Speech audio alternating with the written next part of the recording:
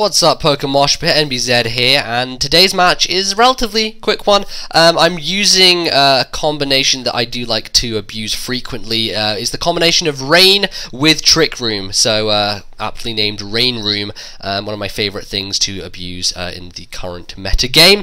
It's just fun, and I like using Rain with different variations on it, and Trick Room is just happens to be one of those. So I'm going to be leading off with a Politoed.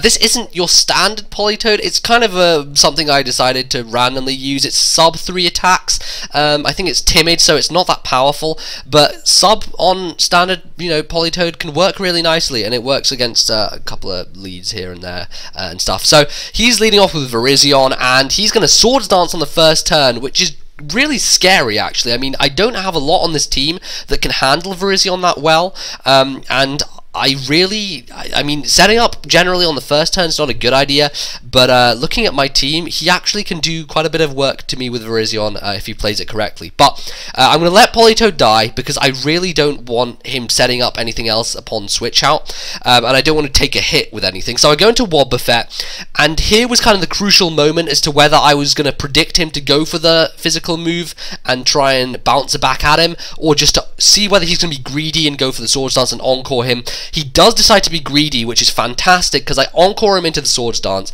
This now allows me to go into Clamperl, and I've got a couple of turns here to do whatever I really want to. I can surf him. It doesn't really matter because I've got 2 turns. Like, he can't hit me after this one, even if it doesn't take him out, which it doesn't. He lives with a tiny minuscule Smidgelet, and he's just going to save that thing for later, I guess. So he's going to go out to Kecleon to take the next surf, which is going to do a hell of a lot to the Kecleon. It's going to take him down to maybe like a quarter of his health, but I mean, I was still surprised by how much Surf did to Virizion, judging by the fact it's resistant and it's got pretty damn nice special defense. But I guess that's the power of Clamperl for you. It really does pack a heavy punch in Rain. Although Kecleon has sponged that hit very well. I mean, it's taken a Clamperl hit, which not many things can do. So that's good to know, I guess. For what kind of spread he's running. He's much heavily invested into the defenses. So I go into Reuniclus thinking, now that I've changed him to the water type, I have the potential to do some work on this thing, as long as I set Trick Room up. So he's going to Thunder Wave me, which is actually going to help me now, because now I have Trick Room up and I'm paralyzed. I am pretty much the slowest thing possible.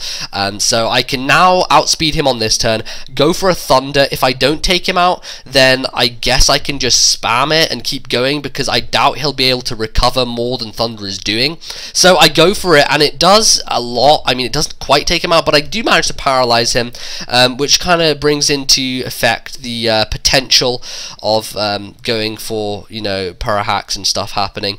But it doesn't really matter too much, because I'm going to outspeed him on this turn. He gets his Stealth Rock up, which is not going to play a huge factor. I don't have anything majorly weak to Stealth Rock. I don't really have a Spinner either, but it doesn't really make too much of a difference to my team overall. So he's going to go out to Espeon after I kill him off with a Psychic, and he does not realize that I'm actually packing Shadow Ball on this thing. But to be honest, it didn't really make much of a difference in his mind, because he's actually packing a Focus Sash on his Espeon, which I would say is very strange. I never really see that kind of mid-game Sash, unless you're running a Magic Guard abuser like Alakazam, and you're running a mid-game Sash. I never really see that going on. So he just so happens to pack it. He goes to the Shadow Ball, and I'm thinking, it's fine, I can kill him on this next turn because I'm faster with Trick Room, and I get paralyzed, which is kind of frustrating because it now allows him to 2-hit KO me with the Shadow Ball, and Reuniclus is going to go down. It's not too big a deal because Twisted Dimensions do return to normal on this turn, and that's perfect because it means it allows me to bring in my one non-Trick Room abuser,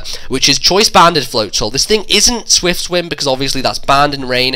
It is Water Veil, and that can help quite a lot actually for the team. I mean, switching in to take burns and stuff, which it's not affected by, and other such good stuff like that. So I take him out easily with a Waterfall. In comes Kyurem, which I cannot hit very hard. I can try with Waterfall, but it won't do too much to it. So I'm going to opt to switch out to Wobbuffet, trap him in there, and kind of see what he's going for. He's most likely going to be Scarf or Specs, and depending on what move he goes for, I can relatively easily kill him by mirror coating the damage right back at his face. So he goes for the Focus Blast, and it does a relatively decent amount. I'm not going to be able to one-shot him with the mirror coat after the amount that Focus Blast does, but I'll be able to live 2 2, and I'll be able to fire 2 Mirror Coats back against him in succession, which will allow me to you know, get rid of that thing from the field of play. And it could have been a real threat. I mean, Kyurem with a Scarf, especially running around with Draco Meteors all over the place, can definitely be a huge pain in the ass. So he's going to go for another one here, and thankfully he's not going to get a crit or anything. It's just going to be, you know, not very effective damage. But Wobbuffet is doing well on this team. I used to have Jellicent here, but I switched it in for Wobbuffet, and Wob's doing a nice job actually. I really do like Wobbuffet. It's kind of, I guess, underrated. I think it's BL at the moment or something, but I definitely think more people should kind of try using it, because it fulfills that niche of stopping particular choice item pokes, which is nice. It's very nice to use. So he brings an Arcanine. I don't really think that he can kill me, but then I realize, oh wait, Arcanine gets Crunch. I guess that was because I was under the impression I'm very much used to running Arcanine with Close Combat, Wild Charge, Extreme Speed, and Flare Blitz, so I don't have Crunch on my Arcanine set, so I often kind of forget that it has it in its arsenal. But he manages to take me out with it. It's not too big a deal because I now have Floatzel, which outspeeds a large majority of his team. It just really is that fast. I mean, it doesn't really need Swift Swim because Floatzel just has a really great base speed in general. So I managed to go for the Waterfall and take out the Virizion and switch in. It was kind of acting as death fodder for him at this point.